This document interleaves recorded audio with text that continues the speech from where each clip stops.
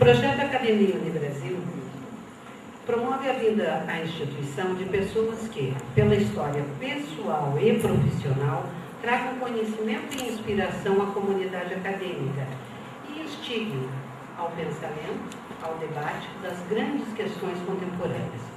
Com toda certeza, é o caso do Dr. Paulo Abrão, secretário nacional de Justiça e presidente da Comissão de Anistia do Ministério de Justiça. Mestre e doutor em Direito, especialista em Direitos Humanos e Processos de Democratização, é professor da Faculdade de Direito da PUC do Rio Grande do Sul e professor convidado do curso de mestrado em Direito da Universidade Católica de Brasília e do doutorado em Direitos Humanos, Interculturalidade e Desarrollo em Sevilha. E é autor de livros e artigos relacionados ao tema da memória política, anistia e justiça de transição. Paulo Abrão vem nos falar sobre direito à verdade como resultado da complementaridade de ações entre a Comissão da Verdade e os tribunais. Tema de interesse para toda a sociedade e, em particular, para estudantes e operadores do direito.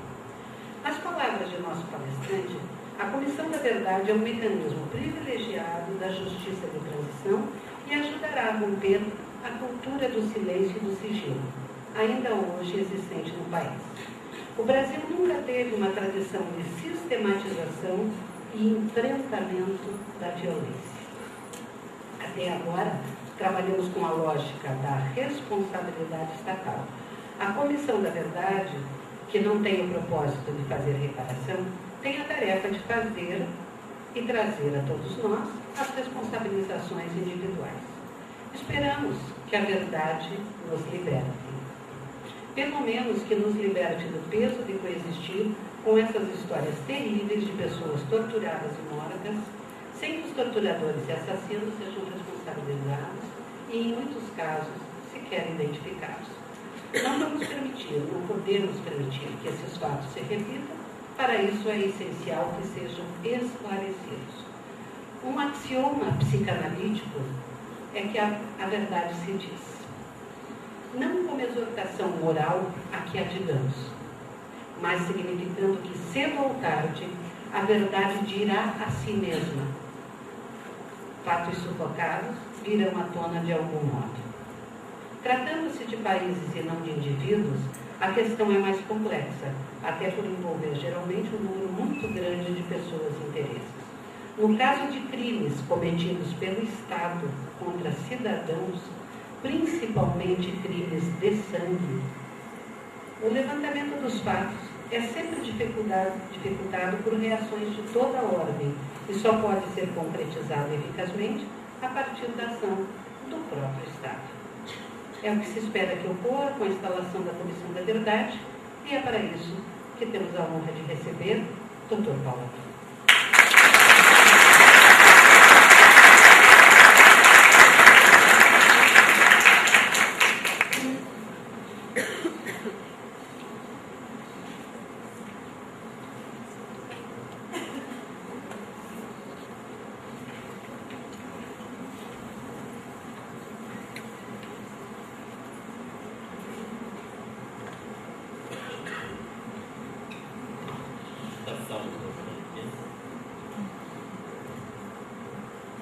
Em primeiro lugar, bom dia.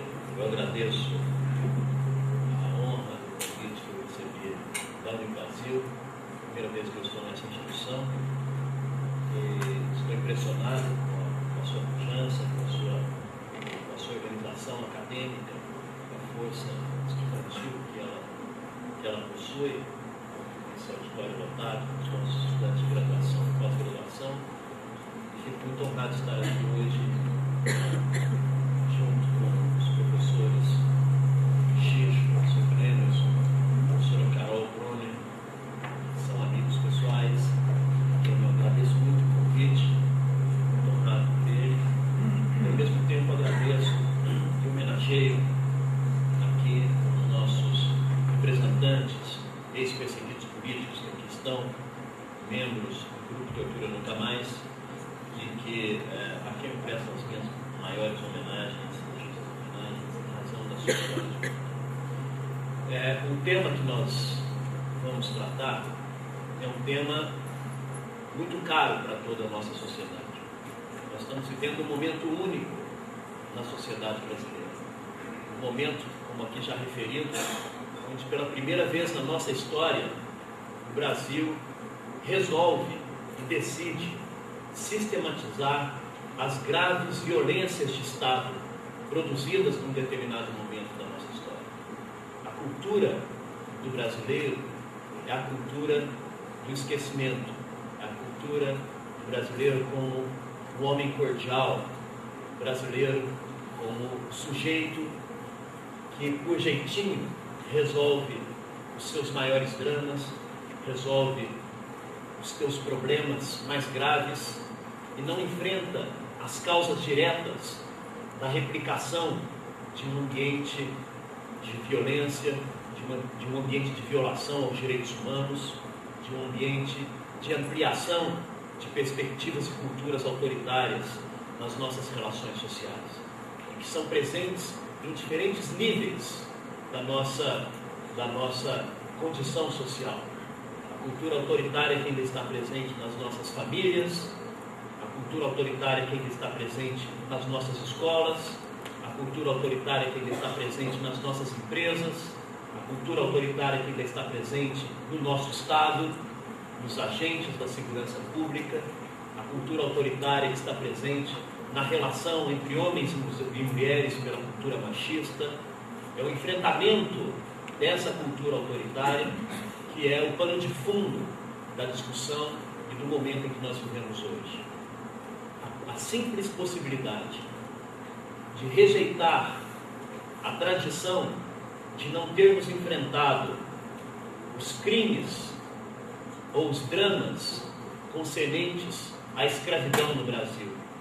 A simples possibilidade de nós, apesar de também não termos enfrentado todas as violações produzidas e o papel pouco louvável que o Estado brasileiro cumpriu durante a Guerra do Paraguai, a simples possibilidade de nós hoje, por meio da apuração dos crimes e das violações ocorridas durante 21 anos de história autoritária do país, é um grande salto para a democratização das relações sociais. É essa a responsabilidade que está diante da sociedade brasileira quando se aprova a Comissão da Verdade e quando se aprova, junto dessa comissão, as condições materiais para o seu trabalho, que é a aprovação da Lei de Acesso à Informação Pública. E para isso, nós só conseguimos chegar nesse estágio porque ao longo do tempo, a humanidade, a sociedade civil, aqueles agentes que são produtores das normas, produtores dos direitos, criadores dos direitos, pela força das denúncias, pela força da mobilização, pela força da organização das pessoas em sindicatos, em associações, em partidos políticos, ou seja, pela força da vida política, a sociedade tem ao longo do tempo conquistado alguns importantes direitos na seara dos direitos humanos. E essa tradição de enfrentamento do passado e não de esquecimento, essa ideia de que não é possível simplesmente olhar para frente sem se dar conta do que passou para trás, essa ideia, ela se inaugura quando a humanidade resolve, no período do pós-guerra, portanto é uma história muito contemporânea, no período do pós-guerra, apurar as violações que ocorreram durante a Segunda Guerra Mundial com os tribunais de Nuremberg. E ali se instalou uma perspectiva de uma concepção de direito que até hoje ainda está em disputa no campo jurídico, que é uma concepção concernente a uma ideia da internacionalização do direito.